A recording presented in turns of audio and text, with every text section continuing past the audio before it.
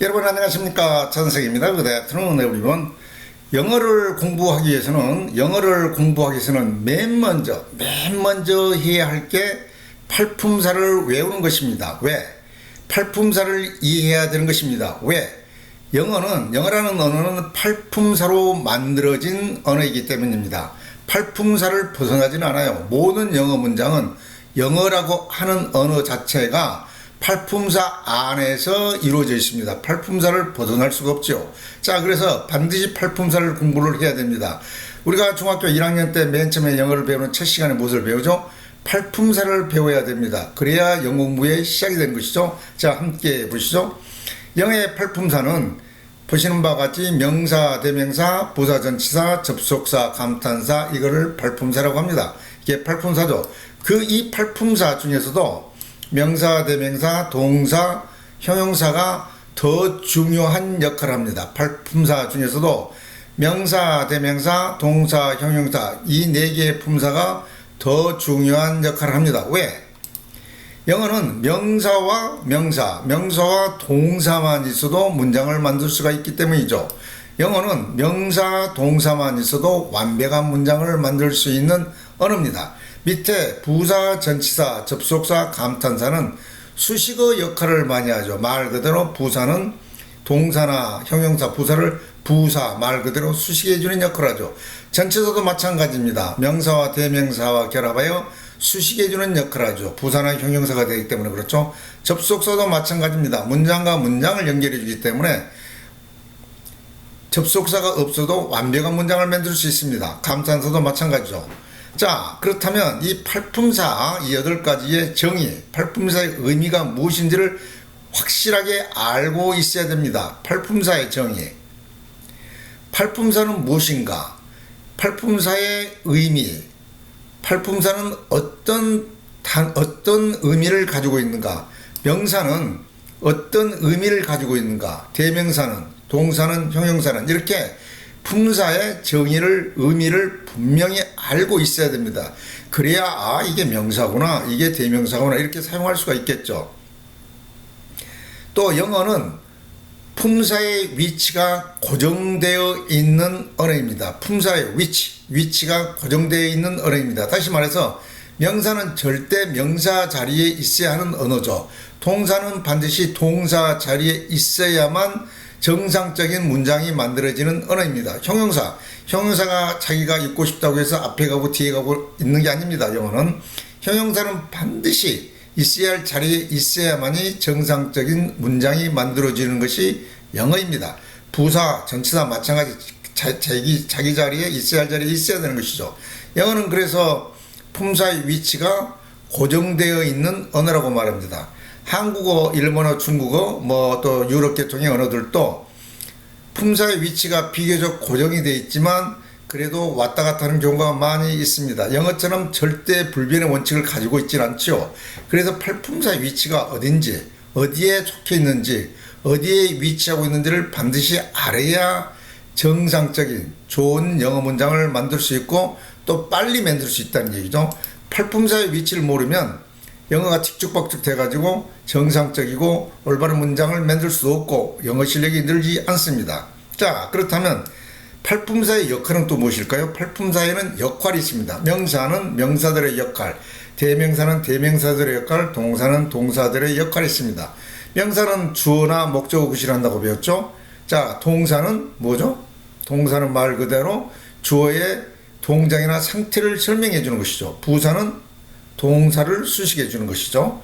자, 접속사는 문장과 문장, 절과 절을 연결해 주는 것이죠.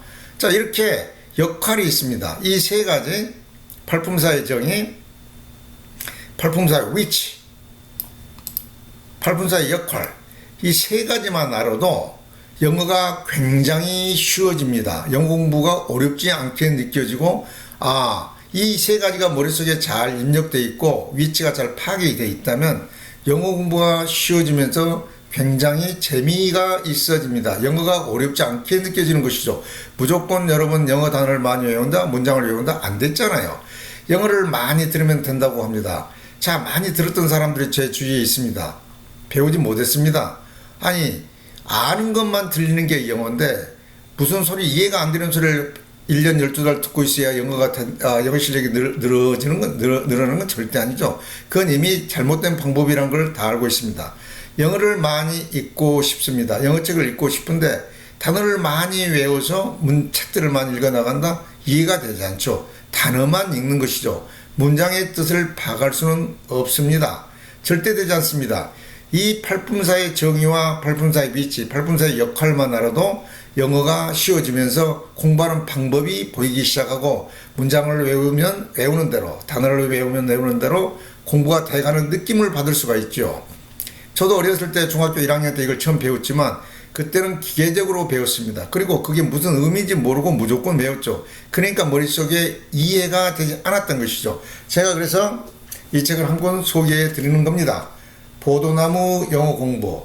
이 세 가지, 팔품사의 정의, 팔품사의 위치, 팔품사의 역할을 공부하는 데 시간이 얼마나 걸릴까요?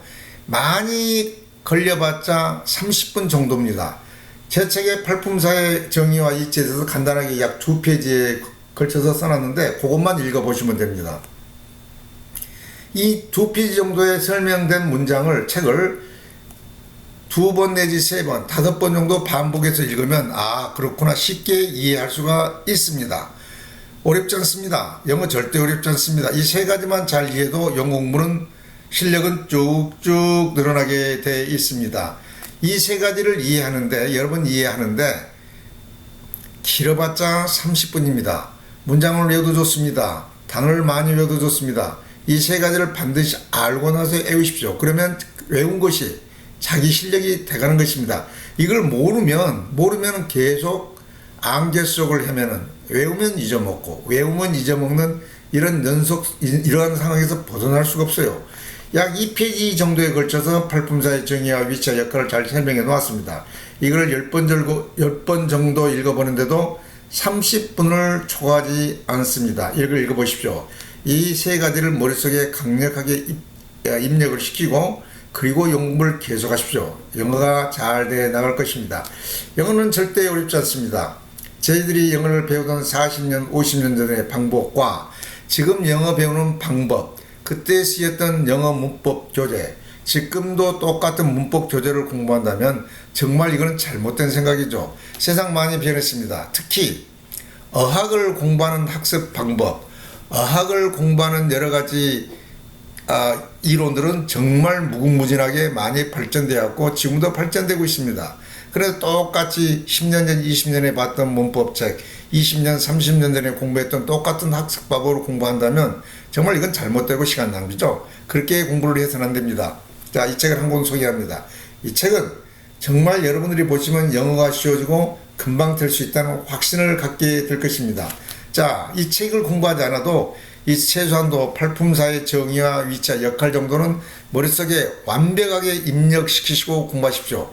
이 세 가지를 이해하고 익히는데 30분 정도밖에 걸리지 않습니다. 그렇게 해야만이 영어가 쉬워지고 조금씩 발전해 나갈 수 있기 때문이죠. 영어에 관심이 있으신 분들은 언제든지 제 동영상을 찾아주시기 바랍니다.